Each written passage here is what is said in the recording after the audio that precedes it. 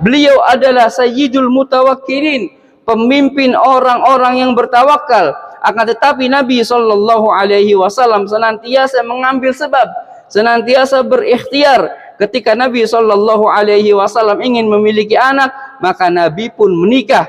Tatkala beliau hendak perang, beliau memakai baju perang. Setiap hendak berperang, beliau bersama para sahabatnya berkumpul untuk membahas strategi. Ketika perang Uhud, beliau menggunakan baju perang bahkan 2 lapis. Ini semua adalah bentuk ikhtiar yang Nabi sallallahu alaihi wasallam lakukan dalam rangka untuk mencapai tujuan. Ternyata orang yang paling bertawakal yaitu Nabi sallallahu alaihi wasallam pun juga melakukan sebab.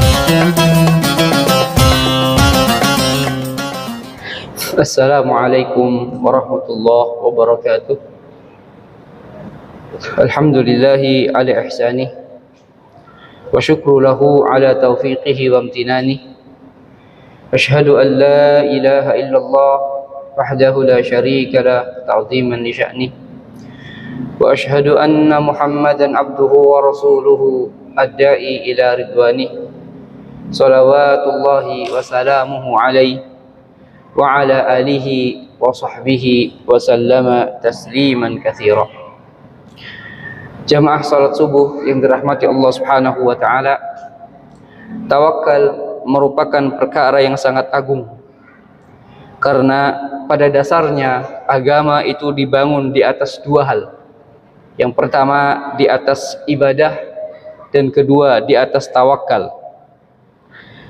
Sebagaimana yang dikatakan oleh sebagian ulama, at-tawakkulu nisfuddin. Tawakal adalah setengah daripada agama, dan setengahnya lagi adalah beribadah kepada Allah Subhanahu wa taala. Oleh karena itu, banyak ayat di dalam Al-Qur'an yang menggandengkan antara ibadah dan juga tawakal. Di antaranya sebagaimana yang Allah Subhanahu wa taala firmankan dalam Quran surat Al-Fatihah ayat 5, Iyyaka na'budu wa iyyaka nasta'in. Hanya kepada Engkaulah kami beribadah, dan hanya kepada Engkaulah kami memohon pertolongan, yaitu bertawakal. Berikutnya dalam ayat lain Allah Subhanahu wa taala berfirman, fa'buduhu wa tawakkal 'alaihi. Maka beribadahlah kepadanya dan juga bertawakallah kepadanya. Kemudian dalam ayat lain juga Allah Subhanahu wa taala berfirman, wa tawakkal 'alal 'azizir rahim alladzi yaraka hina taqum wa taqallubika fis sajidin innahu huwas samiul alim. Dan bertawakallah kepada Allah Subhanahu wa taala, zat yang maha perkasa, maha penyayang, yang melihat engkau ketika engkau berdiri untuk sholat, dan melihat perubahan gerakan badanmu di antara orang-orang yang sujud. Sungguh Dia maha mendengar dan maha mengetahui. Oleh karenanya jamaah yang dirahmati Allah Subhanahu wa taala, banyak sekali ayat-ayat di dalam Al-Quran yang menggandengkan antara ibadah dan tawakal.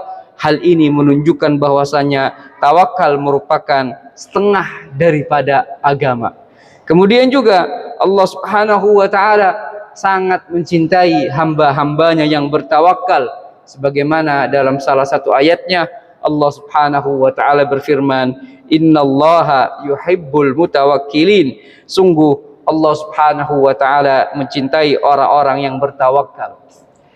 Jamaah yang dirahmati Allah Subhanahu wa taala, adapun tawakal ini dibangun di atas 2 hal, atau dibangun di atas 2 rukun. Yang pertama adalah tafwidul amri ilallah, yaitu menyerahkan urusan sepenuhnya hanya kepada Allah Subhanahu wa taala. Adapun rukun yang kedua dari tawakal adalah al-akhdhu bil asbab, yaitu melakukan sebab, atau dalam bahasa kita melakukan ikhtiar. Apabila seorang hanya bersandar pada salah satu rukunnya saja, maka tawakalnya telah salah dan juga tawakalnya telah keliru. Jamaah yang dirahmati Allah Subhanahu wa taala, adapun tentang rukun yang pertama dari tawakal, yaitu menyerahkan segala urusan hanya kepada Allah, itu merupakan salah satu amalan hati. Hal ini sebagaimana yang pernah dinyatakan oleh Al-Imam Ahmad rahimahullah, at-tawakkul amalul qalbi. Tawakal adalah amalan hati. Seorang tidak mungkin bisa untuk memfokuskan hatinya untuk menyerahkan segala urusan kepada Allah Subhanahu wa taala kecuali jika benar-benar paham tentang tauhid rububiyah dan tauhid asma wa sifat. Karena jika seorang bertawakal kepada Allah Subhanahu wa taala, dia harus yakin bahwa Allah Subhanahu wa taala zat yang maha mampu mengatasi segala urusan, sehingga dia harus berhusnuzon kepada Allah Subhanahu wa taala, bahwa aturan Allah Subhanahu wa taala adalah aturan terbaik daripada aturannya sendiri. Oleh karenanya, jamaah yang dirahmati Allah Subhanahu wa taala, seorang yang bertawakal kepada Allah harus mengumpulkan dua hal, yaitu as-siqah, kepercayaan penuh kepada Allah Subhanahu wa taala, dan husnuzon, berprasangka baik kepada Allah Subhanahu wa taala, yang ini merupakan buah dari tauhid asma wa sifat. Adapun tentang thiqah atau kepercayaan, contoh seorang yang percaya dengan rububiyah Allah Subhanahu wa taala, dia yakin bahwasanya yang mengatur seluruh yang ada di alam semesta ini, baik itu bumi, matahari, gunung, dan juga segala macam urusan besar adalah Allah Subhanahu wa taala, maka tentunya untuk mengatur urusan satu orang seperti kita itu sangat mudah sekali bagi Allah Subhanahu wa taala. Akan tetapi jamaah yang dirahmati Allah Subhanahu wa taala, keyakinan ini tidak akan bisa dimiliki oleh orang yang tidak faham tentang rububiyah Allah Subhanahu wa taala, yaitu segala urusan di tangan Allah Subhanahu wa taala. Oleh karenanya, seorang yang benar-benar bertawakal kepada Allah, maka dia benar-benar menyerahkan segala urusannya kepada Allah Subhanahu wa taala, karena percaya bahwa Allah Subhanahu wa taala mampu mengatur segala sesuatu, sebagaimana yang pernah Allah Subhanahu wa taala jelaskan di dalam ayatnya, innama amruhu idza arada syai'a ayyaqula lahu kun fayakun. Sesungguhnya urusannya apabila dia menghendaki sesuatu, dia hanya berkata kepadanya jadilah, maka jadilah sesuatu itu. Oleh karena itu, jamaah yang dirahmati Allah Subhanahu wa taala, seorang yang faham tentang tauhid rububiyah, yaitu bahwasanya Allah Subhanahu wa taala adalah Al-Khaliq, zat yang maha pencipta, Al-Malik, zat yang maha menguasai, Al-Mudabbir, zat yang maha mengatur. Dengan begitu barulah seorang bisa bertawakal dengan benar, sebagaimana dikatakan oleh Sa'id ibn Jubair, at-tawakkul juma'ul iman, tawakal adalah pengumpul segala keimanan. Kemudian juga berkata Al-Hasan Al-Basri, inna tawakkul al-abdi ala rabbih an ya'lama anna allaha huwa thiqatuhu. Sesungguhnya tawakalnya seorang hamba itu adalah tahu bahwa Allah adalah tempat ia bertumpu dan Allah adalah kepercayaannya.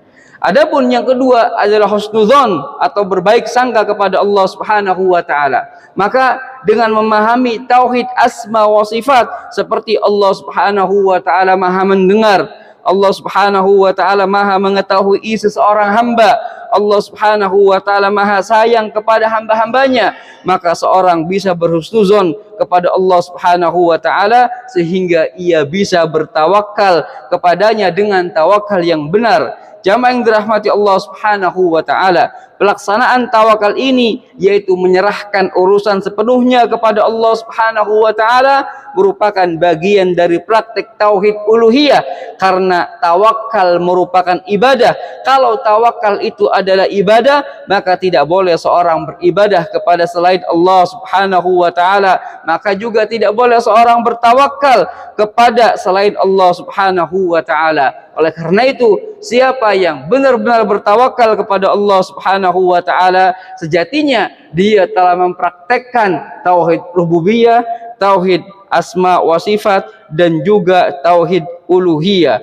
Jamaah yang dirahmati Allah Subhanahu wa taala, itulah rukun pertama dari tawakal, yaitu menyandarkan segala sesuatu, segala urusan hanya kepada Allah Subhanahu wa taala. Adapun rukun yang kedua adalah melakukan sebab atau melakukan ikhtiar. Tawakal tidaklah sempurna hanya dengan menyerahkan urusan kepada Allah saja, melainkan harus dibarengi dengan melakukan sebab atau yang biasa kita sebut dengan ikhtiar. Oleh karenanya bukanlah dikatakan tawakal jika hanya menyerahkan urusan kepada Allah Subhanahu wa taala tanpa adanya usaha. Karena di antara hikmah Allah Subhanahu wa taala adalah Allah Subhanahu wa taala mengkaitkan antara akibat dengan sebab atau yang sering kita sebut dengan sunnatullah, aturan-aturan Allah Subhanahu wa taala. Maka tidak benar seorang melanggar sunnatullah dan hanya menyerahkan segala urusan kepada Allah Subhanahu wa taala tanpa adanya usaha. Dia harus mengikuti sunnatullah, yaitu usaha, akan tetapi perlu diingat bahwa usaha tersebut hanyalah sebab dan yang menentukan hasilnya tetap hanyalah Allah Subhanahu wa taala. Oleh karena itu jamaah yang dirahmati Allah Subhanahu wa taala, Allah Subhanahu wa taala menyuruh orang-orang yang mulia untuk mengambil sebab, sebagai contoh sebagaimana Allah Subhanahu wa taala berfirman kepada Maryam yang saat itu dalam keadaan lemas, yang saat itu dalam keadaan akan melahirkan. Allah Subhanahu wa taala berkata kepadanya, wa huzzi ilaiki bijid'in nakhla tusaqit alaiki rutuban janiyya, dan goyanglah pangkal akar pohon kurma itu ke arahmu, niscaya pohon itu akan menggugurkan buah kurma yang masak kepadamu. Ketika itu Maryam alaihissalam dalam kondisi merasakan sakit hendak melahirkan dan rasa sakit akibat kelaparan dan kehausan, maka Maryam kemudian mendatangi ke sebuah pohon kurma yang sedang berbuah dan ia ingin mengambilnya, namun tidak bisa karena rasa sakit yang dia alami. Sesungguhnya Allah Subhanahu wa taala mampu untuk menjatuhkan kurma-kurma itu secara langsung untuk dimakan oleh Maryam.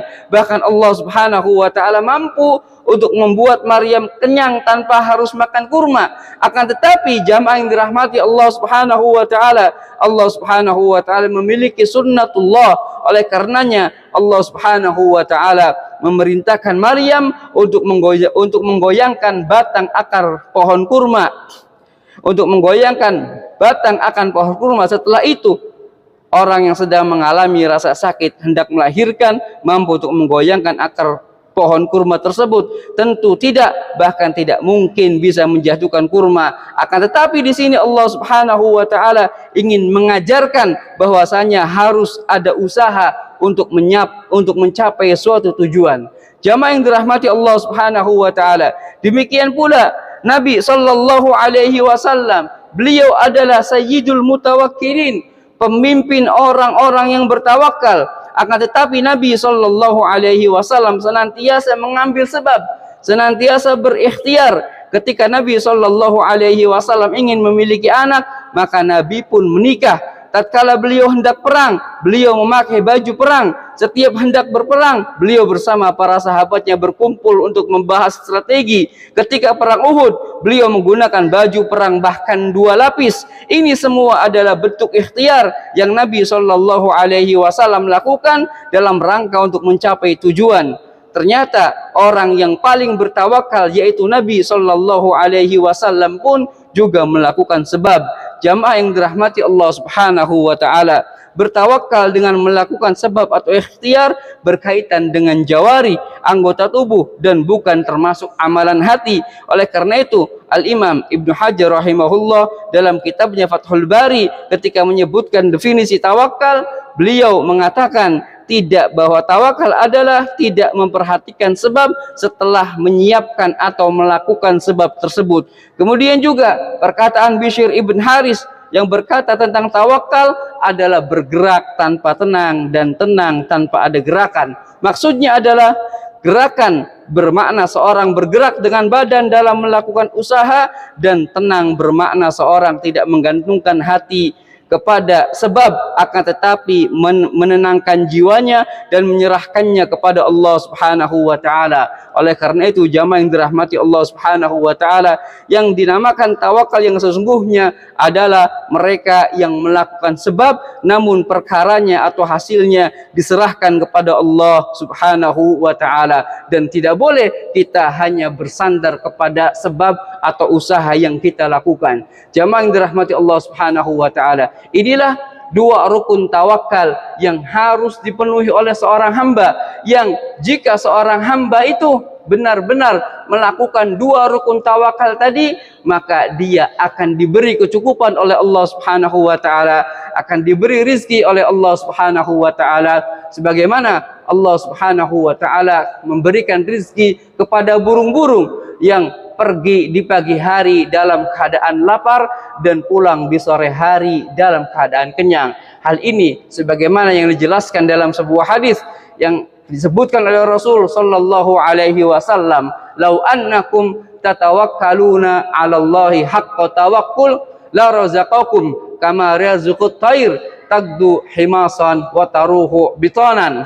Kata Nabi sallallahu alaihi wasallam, seandainya kalian benar-benar bertawakal kepada Allah Subhanahu wa taala. Kata para ulama, yang dimaksud makna benar-benar bertawakal kepada Allah Subhanahu wa taala yaitu bertawakal dengan menyempurnakan dua rukun tadi, yaitu menyerahkan urusan kepada Allah Subhanahu wa taala dan juga berikhtiar. Maka jika kita benar-benar demikian, kalian akan diberi rizki sebagaimana Allah Subhanahu wa taala memberi rizki kepada burung, yaitu pergi dalam keadaan lapar dan pulang dalam keadaan kenyang. Semoga kita semua termasuk orang-orang yang bertawakal kepada Allah Subhanahu wa taala dengan tawakal yang benar, dengan tawakal yang diridhoi Allah Subhanahu wa taala, sehingga Allah Subhanahu wa taala mencintai kita dan memasukkan kita ke dalam surga tanpa hisab dan tanpa adab. Ini yang bisa disampaikan, semoga bermanfaat. Subhanakallahumma bihamdik, asyhadu an la ilaha illa anta, astaghfiruka wa atubu ilaik. Wassalamualaikum warahmatullahi wabarakatuh.